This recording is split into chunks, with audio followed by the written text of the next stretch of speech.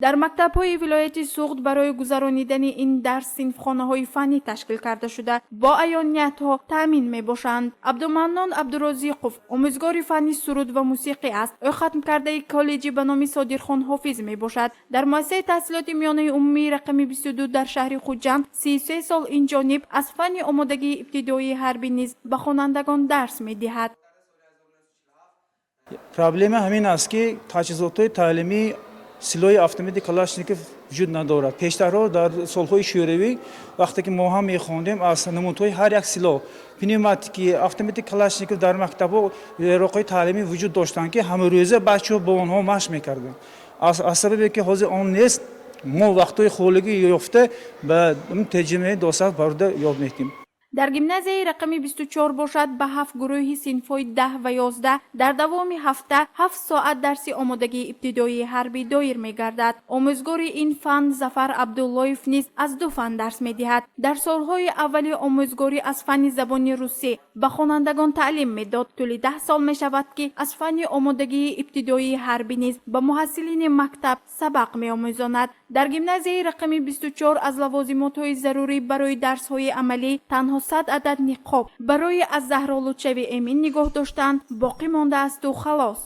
هنگام درس بچه‌ها از قوه‌های مسلح جمهوری تاجیکستان سر نموده مدافع گراجدنی، محل‌نگاری حربی، آیین‌نامه‌ها، آمادگی سفارایی و تمام این 10 بابی که موجود دارد همش که بچه شناس می‌شد. این چنین غیر از این ما در مشغولیت‌های بیرون از صنفی اشتراک می‌نماییم که مثلا خوانندگان را با قسم حربی 3501 برده با آنها از حیات و فعالیت سربازان از نزدیک شناس می‌شویم. نرسیدن استادان فن آمادگی ابتدایی حربی در مکتب‌ها را کارشناسان در کم بودن معاش می‌دانند و باید همکاری ریاست و شعبه‌های معارف از جانب کمیسریات‌های حربی شهر و نواحی ولایت به راه مانده شود. گپ در سر این است که وقتی که مبلغ درست نیست با همون نامزدی راهبران دفاع حربی خواهشمندان کم میشن. وقتی که خواهشمند کم شد صفت که طلبات با اونها سوس میشه. در اینجا معلوم که نیست آموزگار که راهبر دفاع حربی و معلمی که با دیگر درس ها از دیگر فن ها درس میدهد به طور علاوگی هم از با درس های آمادگی دفاع حربی مشغول میشد که این صفت درس های آمادگی دفاع حربی را پس میکند. این چنین قانون پیش بینی نموده است که برای شخصانی که یا که برای راهبران دفاع حربی از طرف وزارت معارف 50% نرخ سر و لباس حربی که او میدوزند ستانیده شود. باید خوانندگان از فن آمادگی ابتدایی حربی در رفت درس، ساختار و طلبات قوه‌های مسلح جمهوری تاجیکستان، فعالیت و حرکت‌های سربازان در جنگ، آیین‌نامه عمومی حربی و حقوق عهده‌داری‌های خود را همچون سرباز آموزند. به اندیشه مظفر باباجانوف در دوام هفته تنها 1 ساعت درس کفایگی نمی‌کند تا خوانندگان از تمام حقوق‌های سرباز آگاه گردند. همه اون موادی که برای سرباز آینده لازم میشد معلم پیشنهاد کرده نمیتواند و باید مطابق همین قرار شورای دیوان وزیران پس از ختم همین کورس آمادگی دفاع حربی باید شهروندان یا که تو دعوتشوندان باید جمعیت‌های 6 روزه را گذرانند. لیکن این هم از سبب نبودن مبلغ گذرانده نمیشود و باید حتما از اتومات تیر برانند.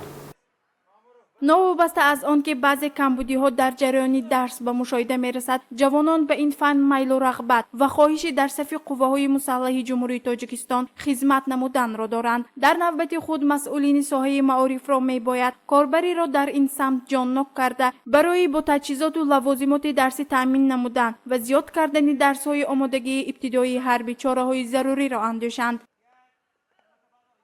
شکرانه از آن میکنم که در چنین دولتی صاحب استقلال حقوق بنیاد زندگانی میکنم.